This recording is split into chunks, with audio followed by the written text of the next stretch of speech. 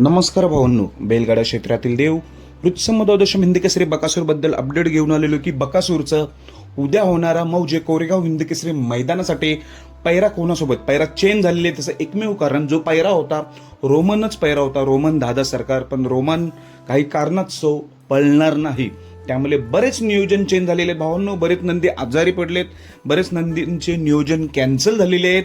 परंतु ह्या व्हिडिओमार्फत मी फक्त बकासूरचाच पैरा सांगणार आहे. याच्यानंतरची व्हिडिओ येईल, त्याच्यात सर्व काही पैरे सांगणार आहे. तर बकासूरचा पैराच जाणून घ्या, कारण की बैलगाडा क्षेत्रातील देव सर्वांची उत्सुकता असते बकासूर कोणासोबत पळणार आहे. पहिल्यांदाच ही जोडी पळेल, टॉपचाच पैरा आहे. कारण की हे जे मैदान आहे कोरेगाव हिंद केसरी, द्वादशम हिंद केसरी बकासूर 13वेला हिंद केसरी होणार का, याचं उत्तर उद्याच मिळणार आहे. खरं तर पैरा असणार आहे तो म्हणजे संतोष शेठ तोडकर यांचा मल्हार 11-11 आणि बकासूर ही जोडी आपल्याला उद्या 100% पळताना दिसणार आहे कोरेगाव हिंद केसरी मैदानात. टॉपची जोडी आहे. मल्हार देखील चांगलाच पळतोय, 92 लाखाची खरेदी आहे.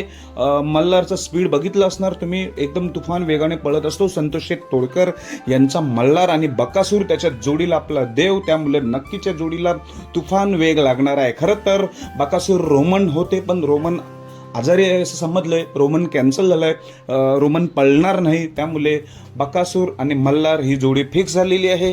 उद्या कोरेगाव हिंद केसरी मैदानामध्ये ही जोडी पळताना दिसेल. उद्याच्या मैदानाकडे सर्वांचं लक्ष लागेल. कोण होईल हिंद केसरीचा मानकरी, आपला बकासूर 13वेला हिंद केसरी होईल की नाही, या प्रश्नांची उत्तर आपल्याला उद्याच मिळणार आहेत. सर्वांचं लक्ष उद्याच्या मैदानाकडे. बकासूर मल्हारला उद्याच्या मैदानासाठी खूप साऱ्या शुभेच्छा. धन्यवाद भावांनो.